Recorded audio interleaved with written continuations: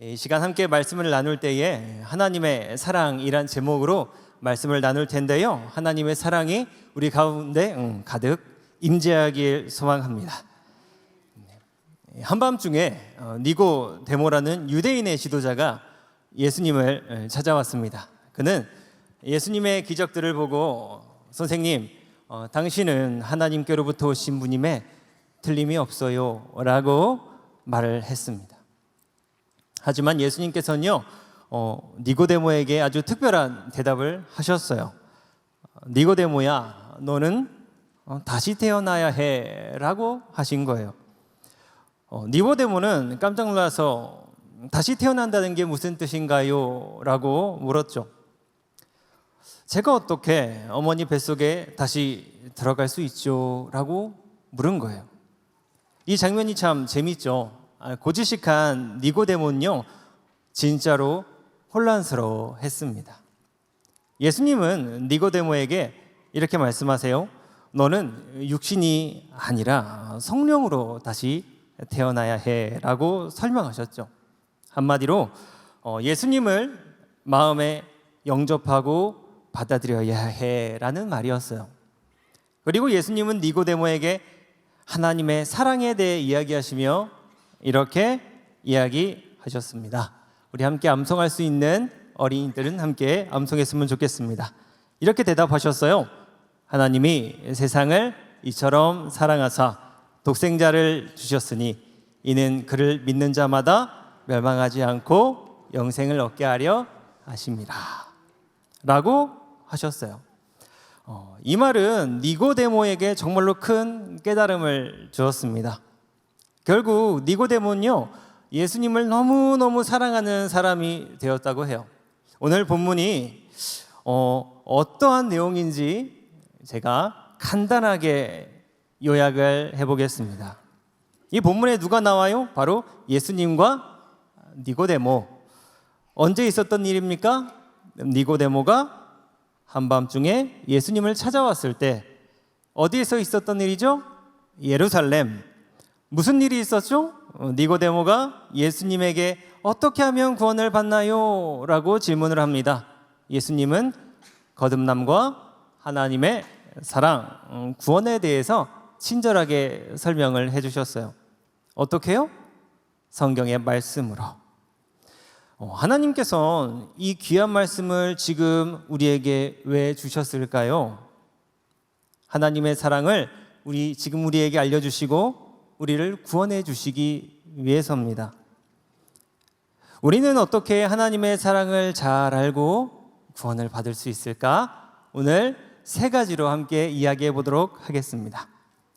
자, 오늘 말씀 16절을 제가 그리고 우리 모두 함께 한번 읽어보도록 할까요? 함께 시작. 하나님이 세상을 이처럼 사랑하사 독생자를 주셨으니 이는 그를 믿는 자마다 멸망하지 않고 영생을 얻게 하려 하심이라. 하나님께서 세상을 사랑하시고 그 사랑의 표현으로 독생자 예수 그리스도를 주셨습니다. 이 사실을 믿는 자는 멸망하지 않고 영생을 얻습니다. 하나님께서 우리를 너무너무 사랑하셔서 우리를 구원해 주시는 이야기는요, 구약시대부터 잘 전해져 내려오고 있습니다. 이스라엘 백성이 성경에서 하나님 앞에 너무나 부끄러운 죄악을 지었어도 용서하시고 구원해 주셨습니다. 신약 성경에 바울이 회개하기 전에 예수님을 박해하였어도요, 용서하시고 구원하셨습니다. 하나님께서는 우리 모두를 사랑하시고 용서하시고 구원하시는 분이세요. 이것이 바로 하나님의 사랑입니다. 이 사랑을 아주 잘 알려주는 유명한 그림이 하나 있는데요, 이 작품을 하나 소개해 드리려고 합니다. 제목은 돌아온 탕자라는 작품이에요. 신약 성경에 나오는 이야기를요, 그림으로 그린 겁니다. 이 작품은 렘브란트라는 사람의 작품이에요. 누가복음 15장 11절에서 32절 말씀이죠. 그 말씀을 작품으로 표현한 겁니다. 이렇게 말합니다. 아버지, 저의 죄를 용서해 주세요 라며 울기 시작하는 아들, 아버지는 멀리서 아들을 보고 열심히 뛰어가 아들을 끌어안고 내 아들이 돌아왔다며 큰 잔치를 베풉니다. 이 내용을 그림으로 표현한 것인데요. 어떠셨나요? 그림을 다시 한번 띄워주세요. 잘 살펴보면요. 그림의 중심에는 아버지와 아들이 있고요. 아버지는 아들을 따뜻하게 안아주고 그의 얼굴에는 사랑과 자비가 가득합니다. 아들은 어때요? 초라한 모습으로 무릎을 꿇고 있죠. 자신의 잘못을 뉘우치는 표정을 짓고 있습니다. 아버지의 손은 아들을 감싸고 있고 이것은 하나님의 사랑과 용서를 상징한다고 해요. 우리는 이와 같은 하나님의 사랑을 매일매일 받으며 살고 있음을 기억하십시오. 마치 부모님께서 매일매일 우리에게 사랑을 부어주시듯 말입니다. 어제 한 주간 동안 부모님은 우리 자녀들에게 무엇을 해주셨습니까? 맛있는 밥을 지어주시고 나를 위해 세상에서 열심히 일해주시고 아프면 안아주시고 아프면 약을 먹여주시고 내가 힘들면 걱정하시며 나를 위해서 매일 밤 기도하셨습니다. 혹여나 길을 가다가 넘어지진 않을까 걱정하시면서 어디 멀리 가기라도 하는 날엔 늘 자녀 걱정만 하고 계시죠. 하나님도 마찬가지입니다. 하나님께서는 우리의 부모님이십니다.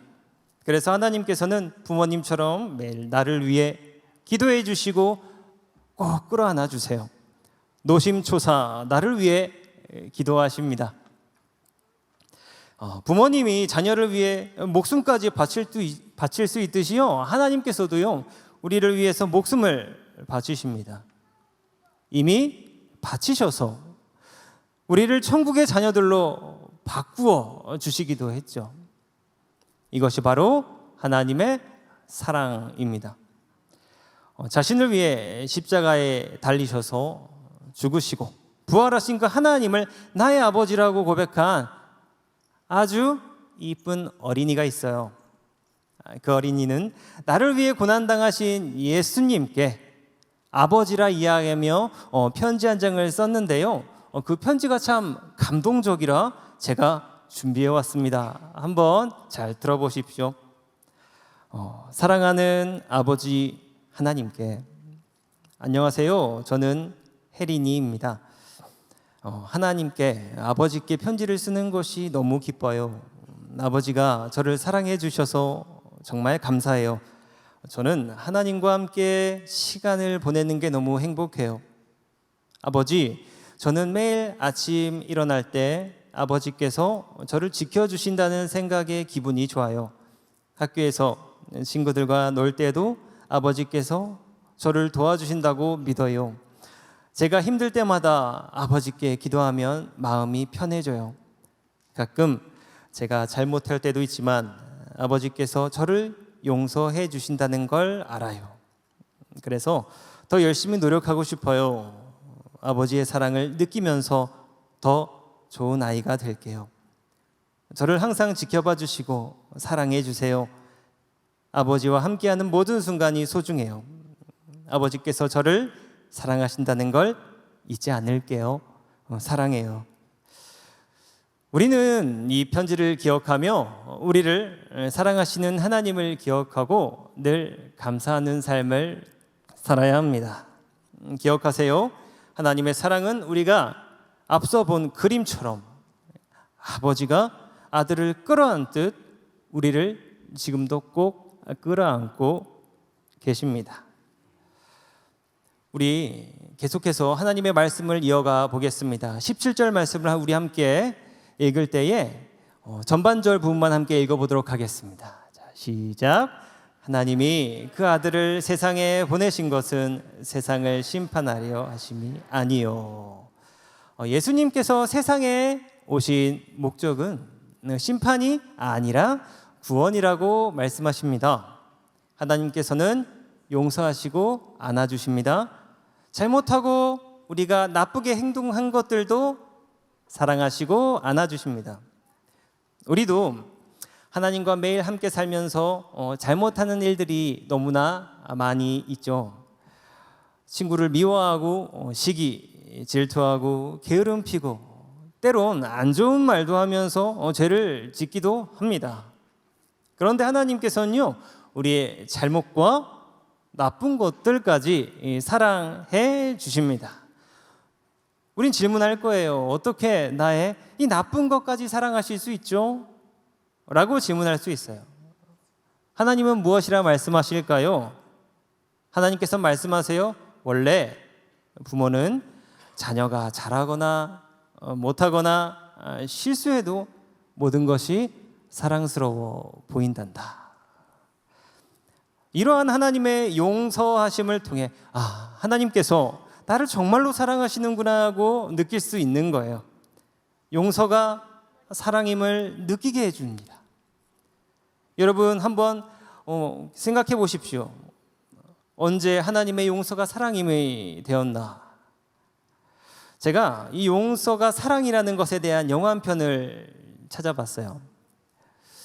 그 중에 우리가 가장 많이 본 영화가 하나 있는데요. 그게 바로 겨울왕국이라는 영화입니다.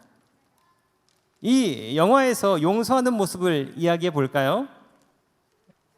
영화 겨울왕국은요, 엘사와 안나의 용서를 통해서 진정한 사랑이 무엇인지에 대해서 잘 알려줍니다. 엘사와 안나는 어린 시절부터 정말 서로를 사랑하는 자매였다고 해요. 그러나 모든 것을 얼음으로 바꾸어 버리는 그 엘사의 특별한 능력은 그 두 자매에게 큰 장벽이 되었습니다. 자신의 능력이 다른 사람을 얼음으로 만들어 버릴 수 있다라는 그 두려움 때문에요, 그 동생은 안나를 멀리하게 되었던 거예요. 이건 참으로 놀라운 일입니다. 자신의 능력이 다른 사람을 얼음으로 만들 수 있다니요. 그 두려움 때문에 두 사이는 너무나 큰 상처를 남기게 되었던 거예요. 결국 엘사가 동생을 멀리하다 못해 그 왕국을 떠나 버립니다. 그리고 얼음으로 자신의 성을 만들어서 홀로 살기 시작하는 거예요. 그러나 이 동생 안나는 사랑하는 언니를 찾기 위해서 모험을 떠나고 그 과정에서 언니 엘사가 얼마나 힘들었을지를 깨닫고 언니를 용서하기로 결심합니다. 안나는 진정한 용서의 사랑을 보여줘요. 어떤 장면에서 그와 같은 모습이 나오냐면, 마지막에 언니를 구하기 위해서 자신의 목숨을 바쳐 자신이 얼음으로 변하는, 자신의 목숨을 포기하면서까지 그 언니에 대한 사랑을 행동으로 보여주죠. 결국 그 사랑으로 왕국에 있는 모든 사람들의 목숨을 구한다는 이야기입니다. 영화의 이야기같이 용서는 사랑이에요. 하나님께서는 우리를 사랑하실 때 이와 같이 사랑하십니다. 용서하시고 목숨까지 바쳐 사랑하시는 거예요. 용서라는 사랑으로 나를 지켜주시는 하나님을 기억하시길 바랍니다. 오늘 우리는 하나님의 사랑을 기억하고 감사하기 위해 당장 무엇을 시작해야 할까요? 본문은 우리가 해야 할 것 세 가지를 이야기합니다. 우리 17절 하반절을 함께 읽고 그 메시지를 한번 나누어 볼까요? 자, 시작. 그로 말미암아 세상이 구원을 받게 하려 하심이라. 예수 그리스도를 통해 세상이 구원받는다는 점을 이야기합니다. 여기서 중요한 것은요, 뭐예요? 예수 그리스도입니다. 예수 그리스도는 오늘 본문에 뭐라고 나오죠? 사랑이라고 오늘 말씀에 나옵니다. 예수 그리스도의 사랑이 세상의 모든 죄와 슬픔을 기쁨으로 바꿉니다. 하나님께서는 늘 하나님의 사랑으로 일하세요. 태초에 하나님께서 천지를 창조하실 때도 사랑으로 하셨습니다. 아브라함에게 온 민족을 주겠다고 하실 때도 사랑으로 약속하셨습니다. 애굽에서 이스라엘 백성을 구원하실 때도 사랑으로 약속하셨습니다. 그리고 요한계시록에서 새하늘과 새 땅을 주신다고 하실 때도요, 사랑으로 약속하셨습니다. 하나님께서는 오직 하나님의 사랑으로 세상이 구원받게 하십니다. 우리가 해야 할 것은 하나님의 사랑으로 세상에 기쁨을 주는 것입니다. 어떻게 하면 그 하나님의 사랑으로 세상에 기쁨을 줄 수 있을까요? 세 가지로 우리가 해야 될 것을 한번 나눠보겠습니다. 첫 번째는 나눔입니다. 우리들은 친구들과 함께 시간을 보내거나 이웃과 함께 놀거나 공부할 때 하나님의 사랑을 나눌 수 있어요. 예를 들어서 친구와 이웃이 힘들어할 때 기도해 주거나 위로의 손길이 필요할 때 손을 잡아주세요. 내가 가진 좋은 것을 서로 나누기도 하고 힘들고 어려워하는 그리고 소외된 친구들을 친절하게 대해주세요. 이렇게 행동한다면 하나님의 사랑으로 세상은 기쁨을 느낄 것입니다. 두 번째는 봉사입니다. 봉사는요, 꼭 필요한 것들에 내가 자발적으로 도와주는 행동입니다. 시키지 않아도요. 예를 들어서 가족이 부모님께서 음식을 준비하실 때 스스로 부모님을 돕기도 하고, 학교에서 선생님이 시키지 않아도 열심히 공부하고 운동하고 환경미화 등등을 열심히 하는 거예요. 가장 중요한 교회에서는요, 시키지 않아도 예배 전에 일찍 나와서 기도하고 말씀을 읽는 겁니다. 오늘처럼 이 새벽 예배에 나와서 기쁘게 하나님을 예배 드리는 것도 아주 잘하는 거죠. 하나님이 기뻐하시는 겁니다. 중요한 건 뭐예요? 시키지 않아도 스스로 누군가를 돕는 행동을 한다면 하나님의 사랑이 세상에 전해지는 거예요. 세상이 너무나 기뻐하죠. 이제 마지막으로 기도하십시오. 기도는요, 어린이들이 친구와 가족, 이웃을 위해 기도하는 거예요. 이 기도하는 것이 세상에 기쁨을 주는 최고의 방법입니다. 우리가 세상의 친구와 가족, 이웃의 아픔과 슬픔을 하나님께 드리면요, 하나님께서는요, 그 친구들을 도와주실 거예요. 내가 도와줄 수 없는 것까지 도와주실 거예요. 전지전능하신 그 하나님께서 도와주신다면요, 해결하지 못할 것이 없습니다. 하나님이 도와주셔서 세상은 참으로 기뻐할 거예요. 세상이 구원받을 겁니다. 우리가 하나님께 기도해서 가족과 친구들이 행복해지면요, 그 친구들은, 우리 사람들은, 세상은 이렇게 고백할 거예요. 하나님이 나를 도와주신다고요? 하나님은 정말 저를 사랑하시는군요. 하나님 감사합니다. 저도 하나님의 사랑을 전하는 하나님의 자녀가 되겠습니다. 하나님을 나의 아버지라 고백하겠습니다. 이와 같은 고백을 하게 될 거예요. 우리가 나누고 기도하고 봉사할 때 하나님의 사랑은 이 세상에 가득하게 됩니다. 사랑하는 가족 여러분, 사랑을 실천하십시오. 세상에 기쁨이 되시길 바랍니다.